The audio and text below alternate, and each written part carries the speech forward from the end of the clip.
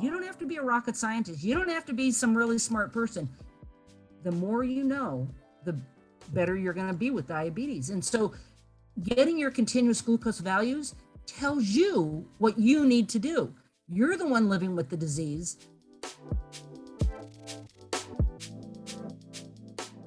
Welcome to Startup Health Now, the podcast where we celebrate the entrepreneurs and innovators reimagining the future of health.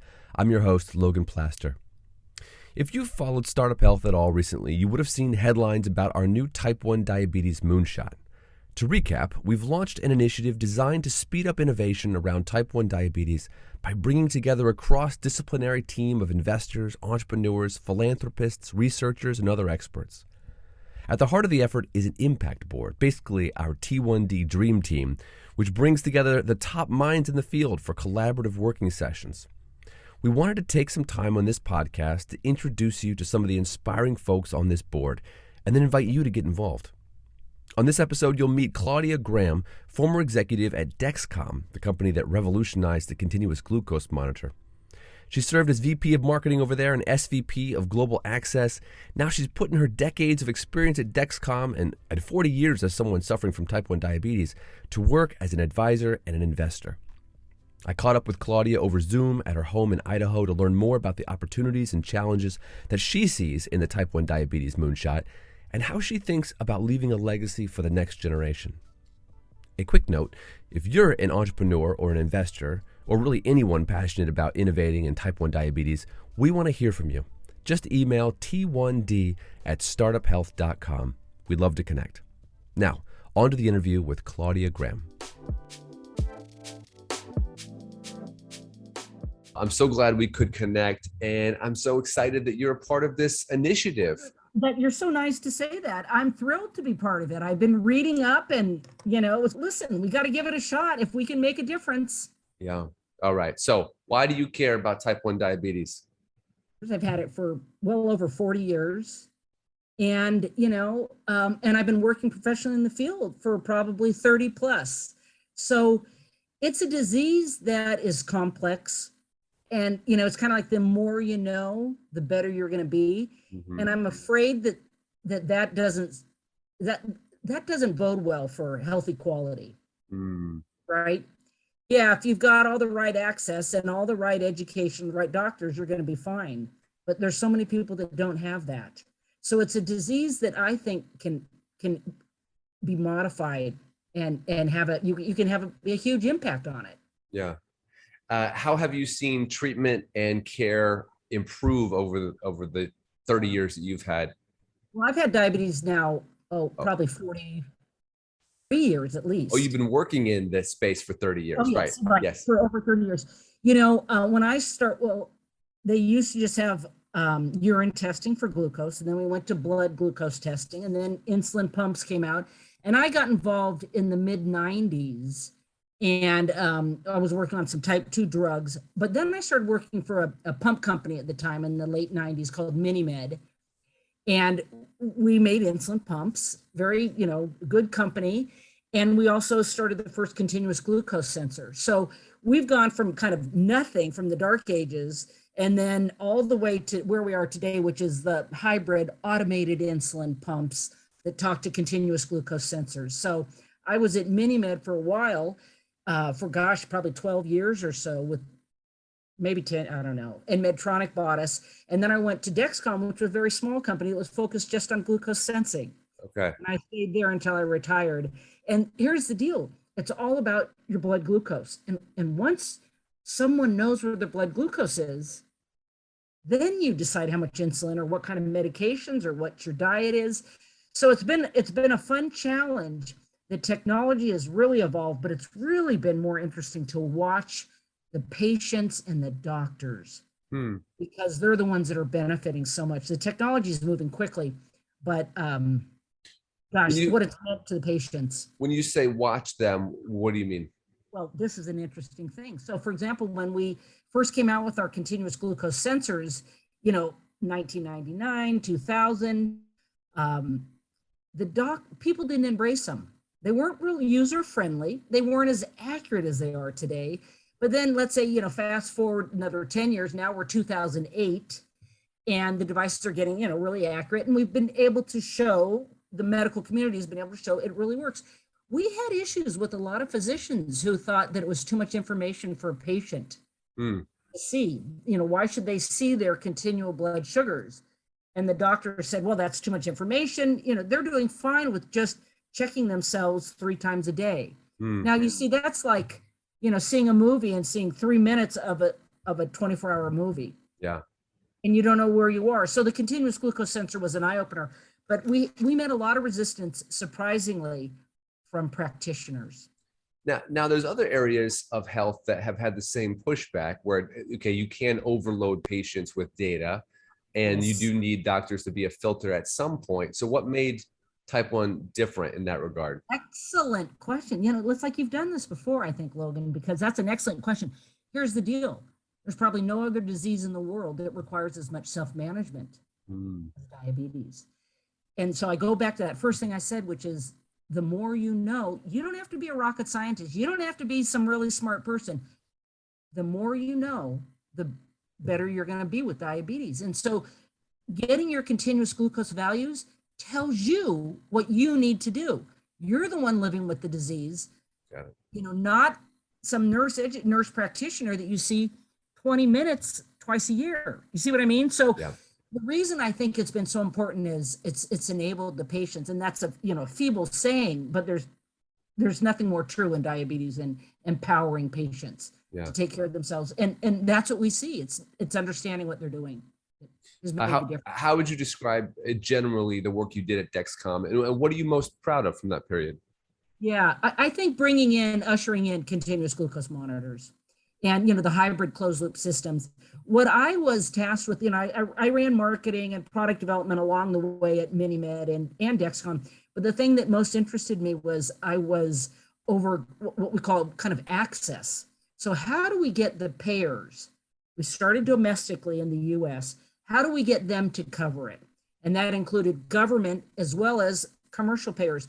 And then once we had the body of evidence, we could go outside of the US and really make some cost-effective arguments. So the things I'm most proud about is getting Medicare coverage for CGM and being able to use the apps, all the insurance coverage, and then working in, Australia and in the UK and Germany.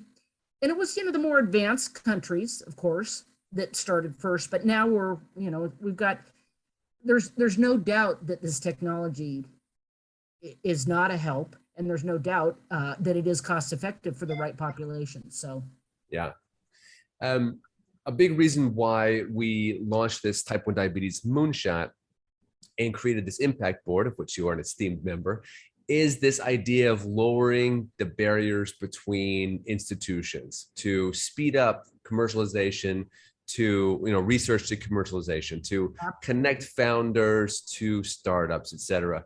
So I wonder if you could speak to some of that challenge as you've seen it. Have you seen times when, boy, if we could just speak to each other, if we could just connect this group to this group to this group, how has that played out for you? In diabetes, the difference has been really the patient advocates. They're the ones that are stepping forward and saying, hey, wait a minute. I want that technology. Why can't I have that? I'm smart enough to figure out how to use it. So they've broken a lot of the barriers. And it's been those institutional barriers, such as, well, we can't fund this because we don't think you're going to make enough money, or, you name it. And it's regulatory, and it's reimbursement, and it's this institutional behavior. So that's what excited me about Startup Health, is that it's kind of bypassing that. Yeah. And if we can get some of these smaller companies that have got super ideas, if we can give them enough money to start this germinating, right? Then maybe somebody else can come in and buy it or help take it across the line, because so many things get developed and they never make it over that wall into the commercial that world. valley of death, they call it. Yes. And that's where the excitement is. But you got to try. And we've got to get away from a lot of the institutional thinking. Yeah. Startup Health is exciting. Do you follow new innovations in the space? Are there startups that or just products and services that you're excited about that are being developed? I do follow it. I'm very active in this area. of them are probably going to get an idea and they're not going to go anywhere, unfortunately. Sure. What happens at the end of the day, it's a good idea, but when you start really testing it on enough patients, the truth is they might not be able to manufacture it, and they can't reliably produce it. So stuff does fall by the wayside, but the technologies are good that are coming along. We've just got to get them through that testing phase. Yeah. And the same thing with new compounds. There's a lot of exciting work in type 1 diabetes in terms of immunosuppressants and beta cell therapies, regenerative therapies. That is really burgeoning, and that's where a lot of money is being spent right now. Yeah, it's interesting to think that part of the entrepreneurial process is putting a lot of things out there, knowing that many of them will fail, really, investing in entrepreneurs at scale and not just trying to pick one winner and pray, like, hey, it might take investing in 10 of them to get the one. Right. You're right, because the VCs, the smaller guys, some of these guys say, hey, you got to invest in 10 companies. And I know I've invested in a few small ones, and they really sound good. They haven't made it. Yeah. But I'm glad I could give my expertise and some of my, money to see if we can get them over the, finish line. Yeah. But it's hard. Yeah. That's it is hard. I like this model. The big boys have been in this area a long time, and we still don't have a cure. And we still don't have equal access for everybody. And so I think the stuff Startup Health is doing is chipping away at some of these. And really the equality and the access issue is bigger than people even realize. It's huge. What makes you say that? Well, we can get these products developed. They might be able to make it through the FDA, but then payers might not embrace them. And they say, no, it's experimental, or it'll only go to certain kind of treating physicians. So where the masses are going, they're not going to these high specialty clinics. They're going to, the regular docs, and the regular docs aren't specialized in diabetes. So there's barriers, there's so many. Yeah. And so I'm kind of keen on chipping away at those. Yeah. I think it's really fascinating to bifurcate our thinking between scientific innovations and access innovations. Because like you've said, and I've talked to other members of the board, there's things that we already have that we just need to get into everyone's hands. And so if a startup can do that piece, then that's a massive innovation. Right, exactly. So you've worked with startups, you've invested in some. Startups will read this blog post who are interested in this moonshot, this initiative. What's a piece of advice that you'd give to a founder who is early in the process of innovating around type 1 diabetes? Make sure your ideas sound, have more money than you think you're going to need. I would say talk to people that have been through it. People are really willing, other investors, I think they're quite willing to share their story and pass it on. And I know that, the network with the Startup Health is nice. And that's a nice benefit for these guys. Boy, keeping at it, but that's hard to say, because the amount of money, it depends what the regulatory path is. Are they making a device that's going to be sold by prescription and needs FDA approval, or is it going to be some remote monitoring app? So there's a lot of different things. Think it through. Think of all the worst that could happen, and it will. That your clinical trials will fail. You're not going to meet the end point. You're going to have investors that want to pull back and get their money back. Stuff like that. It all happens. It's a long haul. It takes a long time. I'm not saying don't do it. Yeah. But you're a realist. Did Dexcom acquire businesses while you were there? We did. We made a small acquisition of a small kind of diabetes device software.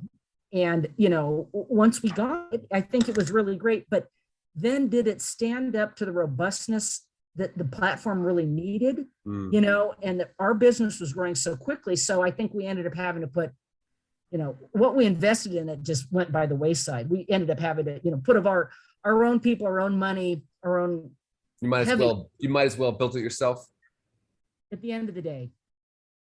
Interesting. But because a lot of these smaller companies haven't thought through the scalability, let's say. You know, they're kind of at proof of concept, and so they haven't thought through the scalability, and so that's always a challenge. But they say, you know, listen, that's not going to be my worry. Yeah, that's going to be what buys me.